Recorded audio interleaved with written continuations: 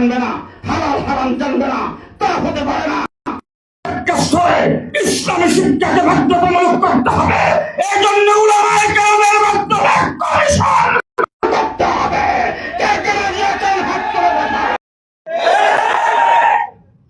আজকে যারা শাপলা চত্বরকে নিয়ে মিথ্যাচার করে তাদেরকে পরিষ্কার ভাষায় বলে দিতে চাই, শাপলা চত্বরে গণহত্যা হয়েছিল।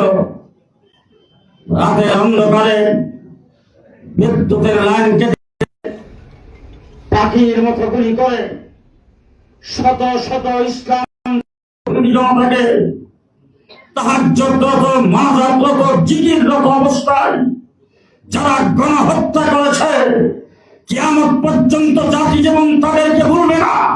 একদিন এই মাটিতে তাদের বিচার হবে, হবে, হবে ইনশাআল্লাহ।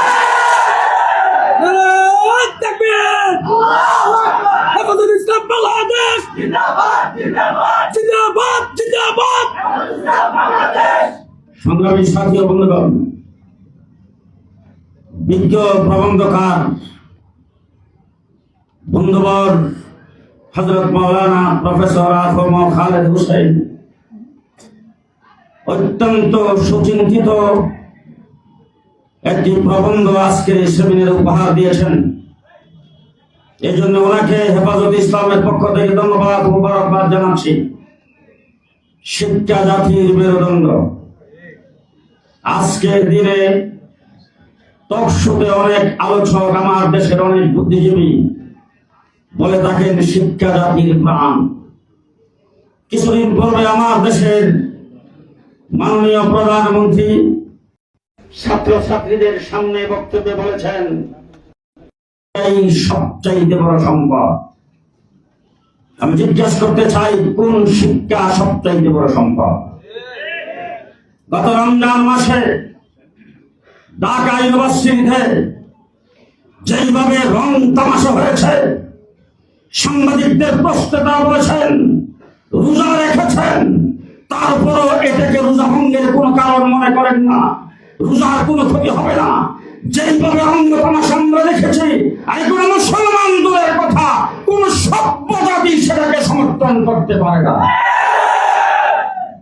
আজকে ধর্মীয় শিক্ষা না থাকার কারণে দেশ যারা পরিচালনা করেন তাদের কেউ কেউ যখন বক্তৃতায় বলে ঈদুল আজহা জানাজার নামাজ,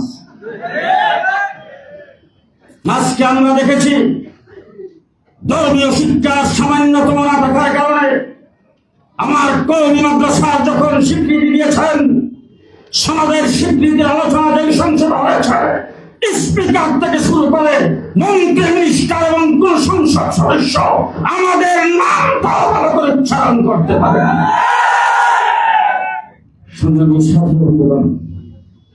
একটা জাতিকে ধ্বংস করার মূল হাতিয়ার হলো শিক্ষা এবং সংস্কৃতি। আজকে আমার দেশে গাপ্পি মেরে থাকা ইসলাম বিরোধী নাস্তিক আর মুর্তাদা এই দেশ থেকে ইসলামকে এবং সংস্কৃতিকে ধ্বংস করে দেশ নাস্তিকের করার জন্য এই দেশে শিক্ষা শ্রীবাস নিয়ে ফায়দা করছেন।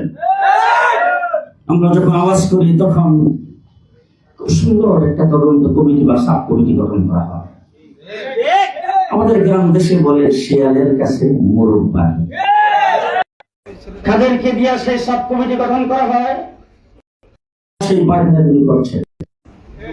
শরীফ থেকে শরীফার গল্পের জন্য সাব কমিটি শুনতে পেরেছি, রিপোর্ট দিয়েছেন, এটা ইসলামের সাংঘর্ষিকতার মধ্যে কিছুই নাই, কয়েকটা আকার ইকার পরিবর্তন করে দিলেই চলবে। পরিষ্কার ভাষায় বলতে চাই, ৯২% মুসলমানের দেশে মুসলমানদের ট্যাক্সের পয়সায় পরিচালিত ইউনিভার্সিটিতে মুসলমান সন্তান পড়বে, উজুর ফরজ জানবে না, গোসলের ফরজ জানবে না, হালাল হারাম জানবে না, তা হতে পারে না। ইসলামী শিক্ষাকে বাধ্যতামূলক করতে হবে। এই জন্য উলামায়ে কেরামের মাধ্যমে কমিশন করতে হবে।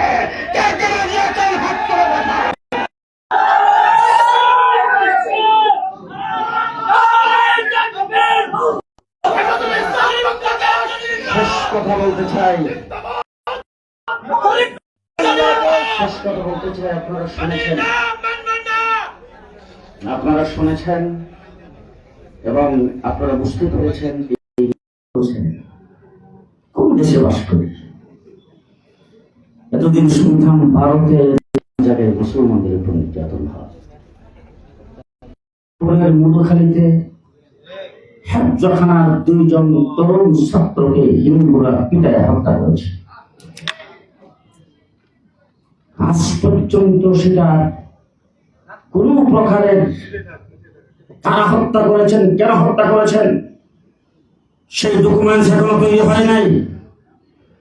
একটা লোক দেখানো তদন্ত কমিটি হয়েছে, লোক দেখানো ভাবে কিছু মানুষকে অ্যারেস্ট করছেন, কিছু মানুষের জন্য পুরস্কার ঘোষণা করছেন। পরিষ্কার বলতে চাই, হিন্দু এত সাহস কোথায় থেকে পায় মনে রাখতে হবে। হিন্দু ভাইদেরকে বলতে চাই, এইটা বাংলাদেশ সাম্প্রদায়িক সম্প্রীতির দেশ। আপনারা এই দেশে আপনাদের ধর্ম পালন করেন, কেউ বাধা দেয় না, কিন্তু মনে রাখবেন এটা গুজরাট,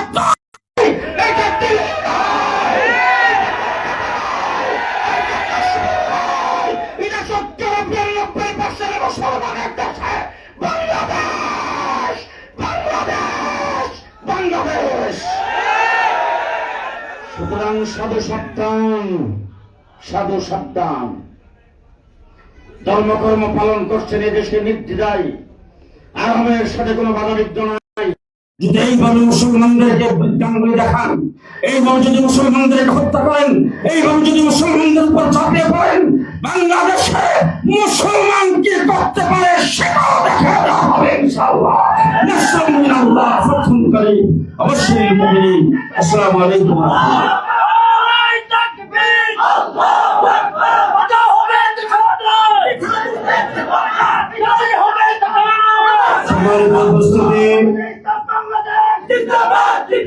ইসলাম কর্তৃক আয়োজিত আজকের এই জাতীয় শিক্ষা সেমিনারে এবার আপনাদের সামনে বক্তব্য রাখবেন এদেশের লক্ষ কোটি তৌহিদি জনতার অবিসংবাদিত রাহবার শেখুল হাদিস ইবনে শেখুল হাদিস হেফাজুল ইসলাম বাংলাদেশের সংগ্রামী নায়েবে আমির,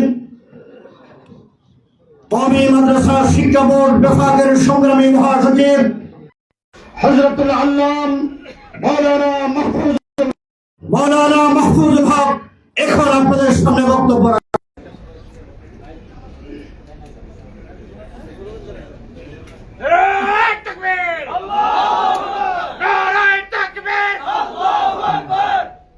আলহামদুলিল্লাহ রাব্বিল আলামিন والصلاة والسلام على سيد المرسلين وعلى آله وأصحابه أجمعين أما بعد হেফাজতে ইসলাম বাংলাদেশের উদ্যোগে আয়োজিত বর্তমান জাতীয় শিক্ষা কারিকুলাম ও নতুন পাঠ্যপুস্তকের বাস্তবতা ও ভবিষ্যৎ শীর্ষক এই সেমিনারের সংগ্রামী সভাপতি আমির হেফাজত, কেন্দ্রীয় নেতৃবৃন্দ, আমার তৌহিদি জনতা, 90% মুসলমানের এই বাংলাদেশে এটাই তো স্বাভাবিক ছিল যে এখানের জাতীয় শিক্ষা ব্যবস্থা, এই শিক্ষা ব্যবস্থার যতটা বিষয় আছে, যতটা শাখা প্রশাখা, শিক্ষানীতি বলেন, শিক্ষা কারিকুলাম, শিক্ষা সিলেবাস, 90% মুসলমানের যে তাদের যে চাহিদা সেটার প্রতিফলন ঘটবে, এটাই ছিল স্বাভাবিক। কিন্তু আজকে আমরা দেখছি যে প্রতিটা পদে পদে, প্রতিটা ক্ষেত্রে 90% মুসলমানের যে চাহিদা, তাদের যে প্রয়োজনীয়তা, সেটা উপেক্ষিত হচ্ছে। অতএব মুসলমানদের এই ইসলামী দাবি পূরণে ওয়ারসে আম্বিয়া ওলামায়ে কেরামকে অগ্রণী ভূমিকা পালন করতে হবে। ইসলাম বাংলাদেশ সেই দায়িত্ববোধ থেকে ইসলামের দাবি দাবা আদায়ের জন্য ইসলাম বিরোধী প্রতিষ্ঠানের বিরুদ্ধে সমাজ পদক্ষেপ গ্রহণ করে তারা তাদের দায়িত্ব পালন করে। শিক্ষা ব্যবস্থা এটা একটা ব্যাপক বিষয় এবং এই শিক্ষা মাধ্যমে আমাদের ভবিষ্যৎ প্রজন্মকে ইসলাম থেকে বিচ্যুত করা, তাদেরকে ধর্মহীন হিসেবে গড়ে তোলা, যে অপপ্রয়াস চলছে স্বাধীনতা পরবর্তী থেকেই। আমরা দেখছি স্বাধীনতার পর থেকে এ পর্যন্ত 7টি শিক্ষা কমিশন গঠন হয়েছে, প্রতিটা শিক্ষা কমিশনে ইসলাম উপেক্ষিত হয়েছে। অতএব আমাদেরকে এর বিরুদ্ধে অত্যন্ত সুপরিকল্পিত, অত্যন্ত সুদূর প্রসারী পরিকল্পনা নিয়ে আমাদেরকে পদক্ষেপ নিতে হবে। আল্লাহ রাব্বুল আলামিন আমাদের মুরব্বিয়ানে কেরামের তত্ত্বাবধানে আমাদের তরুণ এবং যুবকদেরকে এ সকল ময়দানে যে ক্ষেত্রে যে ধরনের পদক্ষেপ নেওয়া দরকার ঠিক সেভাবে পদক্ষেপ নিয়ে এ সকল ইসলাম বিরোধী অপশক্তিকে রুখে দেওয়া, প্রতিরোধ করবার আল্লাহ তাআলা হিম্মত এবং তৌফিক দান করুন। সর্বশেষ আপনাদের কাছে মেসেজ দিতে, আপনারা সকলেই জানেন শুক্রবার দিন 3 তারিখ আমার ছোট ভাই মাওলানা মামুনুল হক আপনাদের সকলের দোয়া, আন্তরিকতা এবং সহযোগিতায়, মুরব্বিয়ানে কেরামের সর্বাত্মক আন্তরিকতা এবং সহযোগিতায় আল্লাহর রহমতে মুক্তি পেয়েছেন। আজকের এই সেমিনারে আমরা প্রত্যাশা করেছিলাম তিনি আসবেন, কিন্তু অত্যন্ত ক্লান্ত শ্রান্ত থাকায় আজকে এই সেমিনারে উপস্থিত হতে পারেননি।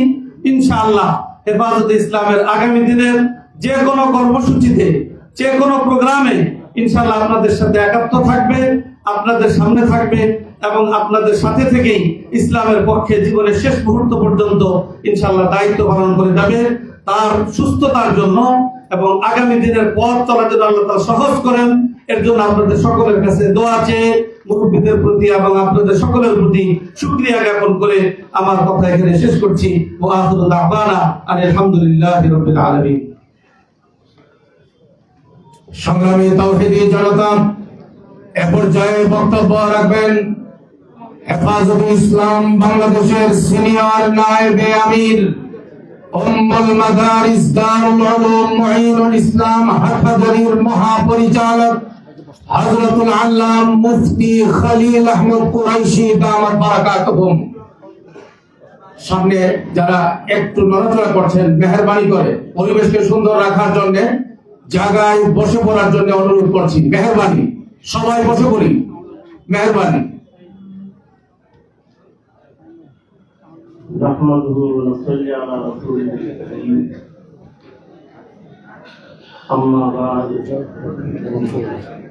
فأعوذ بالله من الشيطان الرجيم بسم الله الرحمن الرحيم إن الدين عند الله الإسلام وقال الله تعالى في موضع آخر وأنتم أعلون إن كنتم مؤمنين وقيل المسلم ملتزم بحكم الإسلام من كان حيث كان।